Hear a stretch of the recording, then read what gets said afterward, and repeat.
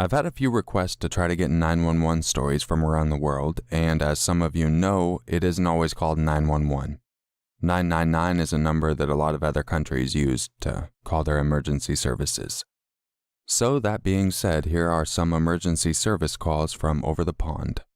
And as always, this video may be disturbing to some viewers. Viewer discretion is advised.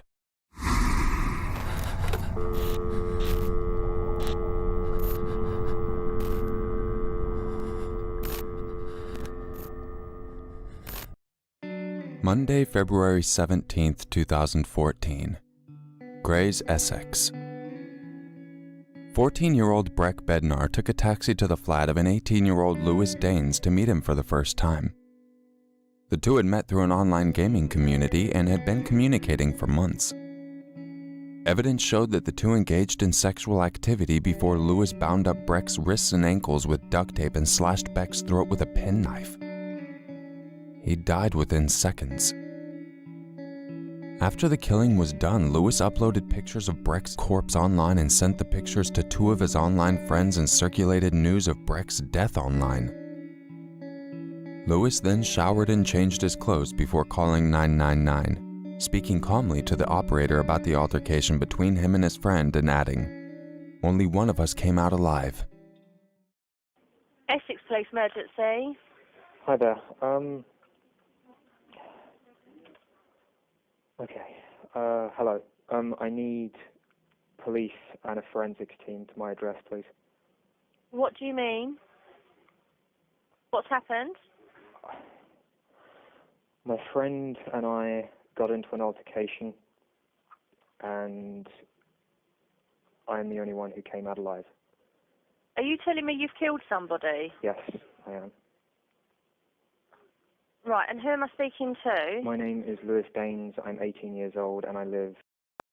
Right, okay. And what's actually happened? My friend came to stay the night with me yesterday, feeling very down, feeling suicidal. And I woke up this morning, he was in a mess. I tried to calm him down. I hugged him, then said that I was there for him. He shrugged me off. Can you just bear with me a second? Don't tell me any more, okay? You're telling me he is definitely dead? Yes, I'm telling you he's definitely dead. Bear with me a second. Right, okay, Lewis, I need you to just take me back through that again. So what happened last night? Okay. He came to stay with me because he was feeling down. What's his name? Breck. B-R-E-C-K. Bednar. B-E-D-N-E-R. Sorry, B-R-E... Breck? Yes. And then his surname is? Bednar. B-E-D-N-E-R. Okay, so he came to stay with you. I can explain this to the officers when they I need to take these initial details. I know. He came to stay with me the night. I did my best to comfort him. I woke up this morning. He was in a mess. I tried again. Right, just slow down again, Lewis. I need to take these details. So did you have an argument with him last night? No, we were fine. You were fighting? No, we were fine. We were fine last night. We both went to sleep. I said that we were fine. Okay, but why did he come to stay with you? Because he was fed up with his home life. Right, because he was fed up with his home life. He's had a lot of problems. I've known him for a long time. He came to stay with me. I was in Thailand last week on holiday. He was in Spain on holiday. Right, okay. We both got back. So, we met up. You both went to bed, and then what's happened this morning? I woke up. He was just standing up. He was in a mess, hands on his face. I got up. I put my arms around him, and I said it was okay. He just shrugged me off and said no. I can't remember exactly what he said. He was going on about how he didn't want to go home. He was fed up with his life, and he didn't want to go. Right, and okay.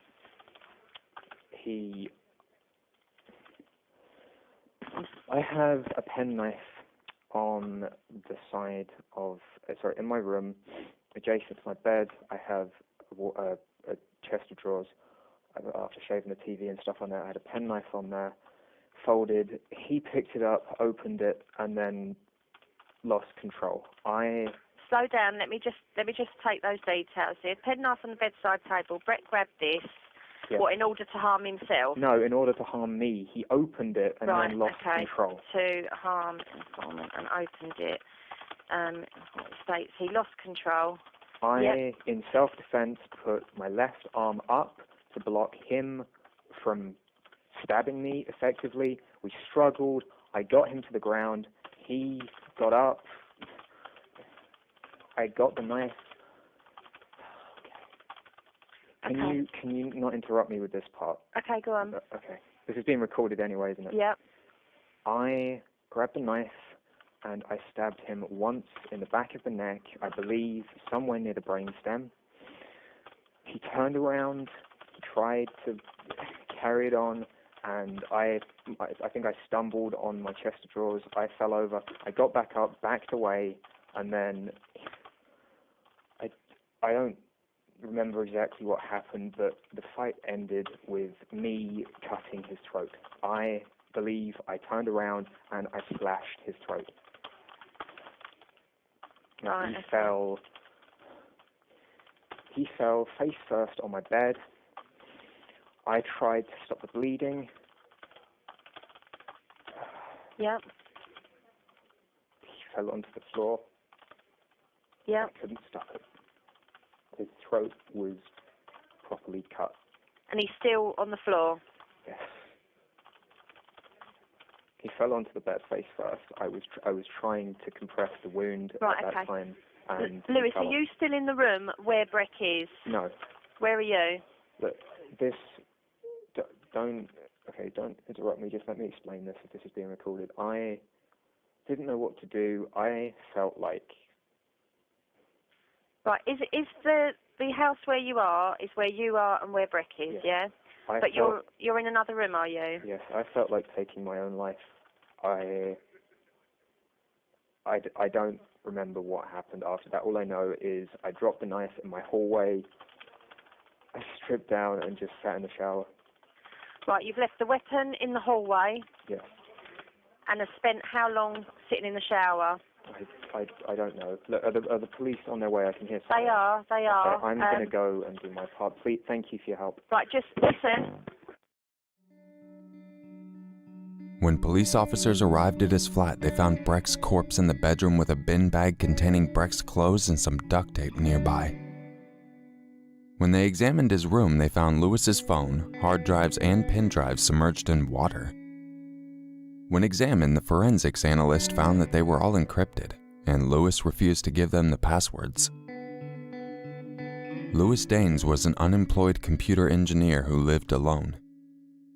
He had been described as a very insular person. Lewis had run his own small gaming group consisting of 6 members. Through this group, Lewis held the power to expel members, grant or deny privileges.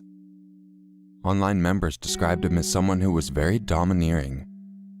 He would stress his views upon other people and demand they accept those views. Breck's mother, Lauren, had long suspected Lewis's influence over her son's life. Over the months that Breck and Lewis had been communicating, she had noted that her son's personality had been changing. She had reported to the Surrey Police Department in December 2013 that her son was being sexually groomed online and urged the police to investigate. Officers, however, took no action. She tried to cut off ties with Lewis by limiting her son's access to electronics, installing parental control, and forbade him from using the same server as Lewis. However, this only served to drive their relationship underground. Lewis had lured Breck to his flat by promising to hand over a fictional computer business. On February 16, 2014, Breck was supposed to spend the weekend with his father, Barry, who was separated from his mother. Breck, under the instructions of Lewis, told his mother that he was going to visit his friend Tom. The boy then took a taxi, which was paid for by Lewis, to his flat in Grays instead. Breck then called his father, saying he was staying at his friend's house instead. It was the last time he would speak to either of his parents. On the day of the murder, Breck's father sent a message to Lauren to tell her that Breck had not arrived. Hours later, Breck's 3 12-year-old siblings were getting online messages that their brother had been killed at the same time the police were telling their parents the news. Lewis initially denied murdering Breck, claiming self-defense, but on the day of his trial in November 2014, he pleaded guilty. Mrs. Justice Cox said that she was sure the murder was driven by sadistic or sexual motivation. January 12, 2015. Lewis was given a life sentence with a minimum term of 25 years. After the sentencing, Lauren described her son's killer as a vile menace. No amount of years behind bars will ever change the poisonous attitude and actions of a psychotic animal who can behave this way. No amount of years will bring back the lovely boy taken from us. Warrington, Cheshire. David Pomphret, 51 years old, and Anne Marie, 49 years old, must have seemed to live the perfect life. The Pomfrets lived in a leafy Cheshire suburb. They owned stables a short distance away. David had a well-paid job as a computer expert at Barclays Bank. His wife, Anne Marie, had a passion for horses and worked at professional horse shows. The couple had a daughter, Megan, aged 18. Imagine the shock when their lives fell apart one day. November 2nd, 2019. In their home of Macefield Avenue in Winwick, 4 miles from their stables, David noticed that his wife had been at the stables for a long time. He sent her a series of text messages. "Where are you? Getting worried. Is it the horses? Bringing torches." When he arrived at the stables to check on her, David found a gruesome sight. It was his wife lying in a pool of blood, looking very dead with brain and blood everywhere. Distraught, he immediately called 999. Ambulance service, is the patient breathing? Nottingham Connect, Baltimore Mortar request for ambulance and fire. Ambulance and fire. Police, Thank not you. fire, Ambulance police. and police. Ambulance and police, sorry. Okay, Please. the patient awake. No, he's Okay. very dead. Okay, He's tell me lying in exactly the what's blood. happened. My wife came down to the stables a couple of hours ago. I've not been able to get her on the phone, so I've just come down to the stables, and she's lying on the floor in a pool of blood. Who is this? Is lying on the floor? It's my wife. Okay, we're getting that help for you now.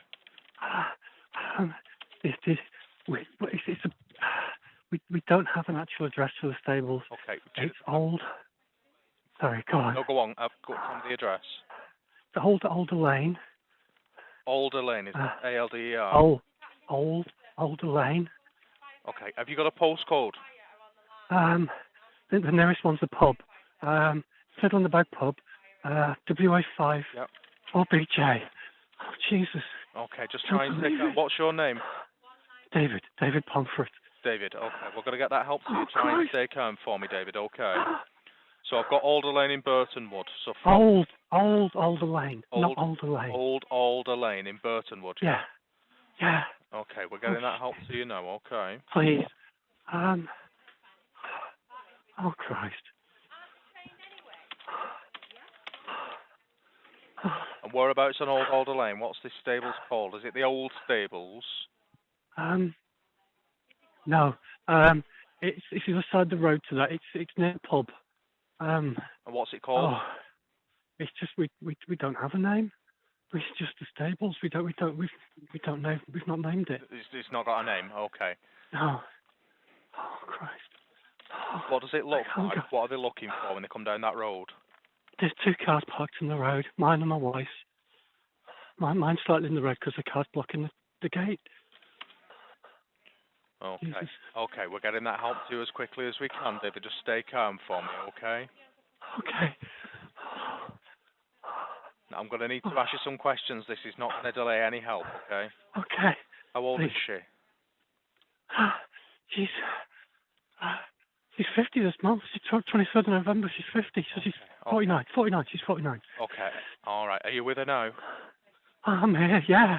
Okay. Oh gosh, I can't go closer. I can't go near her. Okay, David, try and stay calm. You're doing really well for me, okay? Oh Jesus Christ. Oh, what can I tell my daughter? David, try and stay calm for me, okay? You're doing a really good job. Now, David, please tell me why it looks like she's dead. She's lying on the floor, the pool of blood. There's a brazier everywhere. It looks like she has her head beaten in. David, sorry, tell me that again. There's what everywhere? Brains and blood. Oh, God. Okay. David, we're getting that help with you as quickly as we can. I'm going to cut the lights up. Oh, Jesus, God. David, just try and stay calm. We're getting that help to you as quickly as we can, okay? Oh, Jesus. No. David, when did you last see her? Oh, Christ, what time is it now? What time is it? About 9:30? It's about 10 to 10 now. Is it today that you saw her? Jesus. Yeah. Yeah? God, I can't think of the time. Okay. Don't carry a watch. It was about an hour and a half, 2 hours ago. About 2 hours ago? Yeah. We'd been shopping, took our daughter off, been shopping. Had some tea, and the missus said she'd forgotten something, so she came down to the stables. I walked the dog, did a bit of DIY. Okay. I started phoning because she was so late. And I knew she carries 2 phones. So I started phoning the phone that she got, a little old one. Oh, Jesus. Okay, David. She just wasn't answering, so I've come down. Okay, David. I thought she got trouble with the horses. David, do you know what's happened to her? I have no idea. She's lying on the floor. David was initially arrested but was eventually released on bail. When accused of planning the murder of Anne Marie and trying to cover up his tracks, he said, "One of Marie's favorite TV programs was CSI, and one of those things they always said was that you can't get rid of blood." Ironically, that statement proved to come true as police found traces of Anne Marie's airborne blood on David's socks 4 months after the murder, thereby linking him to the scene of the crime. When confronted with this evidence, David was forced to change his story. David admitted to killing his wife but denied that it was murder on the grounds of a temporary loss of control. During his trial that lasted 10 days, David told his story, tearfully admitting to the jury, "I killed my wife." His wife of 22 years had deteriorated mentally and physically over the years. He revealed that Anne Marie was on the autism spectrum and showed signs of Asperger's syndrome. Recently, she had gone to treatment for cancer. He told the court that his wife was highly volatile and that he and his daughter had to endure long-standing vocal and sometimes violent abuse from Anne Marie. Oftentimes, David and Megan coped by removing themselves from the situation. On that day of the murder, David and Anne Marie were both at the stables to check on the horses when Anne Marie began ranting at him. David announced that he was going to pick up some tools from town before Anne Marie started shouting at him. He told the court, "She ranted at me for being a bad parent, calling me fucking useless, called me limp and useless. I was not performing very well." Marie was at this point raging, absolutely raging, finger pointing, screaming. Then she slapped me across the face. I remember reaching out, grabbing her hood, and I don't remember. I was standing at the side of her body. There was blood on my hands and the crowbar. She was on the floor. David then washed the blood off his hands, threw the crowbar in a pond, and burned his blood-stained clothes in the incinerator. He then returned home, sent his text messages to pretend to check to see if she was okay before heading to the stables and making the 999 call. David Pomphret was set to life in prison with a minimum term of 20 years. When asked why he didn't immediately confess, David said, "I wanted to distance myself from what I had done. I wanted to be around and help my daughter through what I had done." Judge David Aubrey was unmoved. He told David that he was an accomplished liar who had woven a web of deceit and lies. Mrs. Pomphret had defensive injuries on both her hands.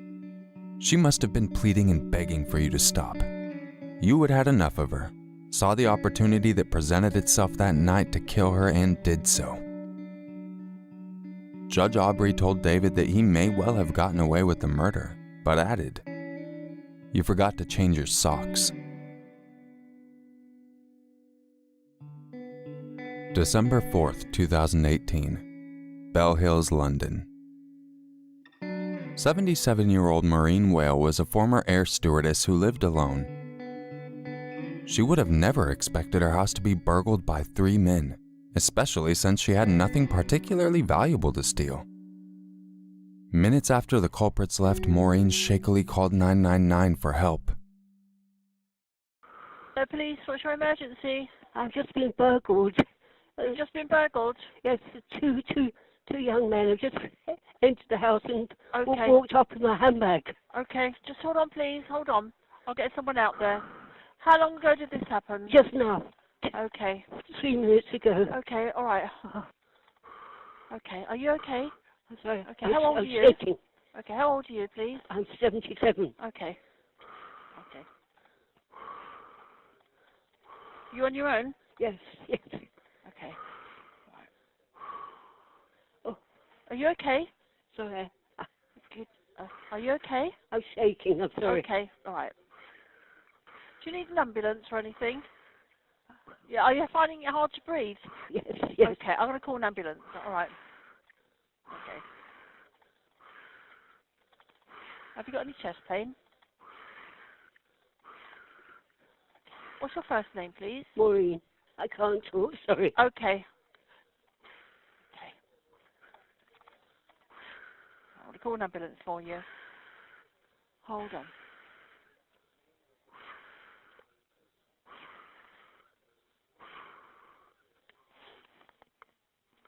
Just hold on, please. Hello? Hello? Hello? Maureen? Hello, Maureen? Hello? Oh, dear. Maureen, hang on in there, please. Hello, Maureen. The police should be there, or just around the corner.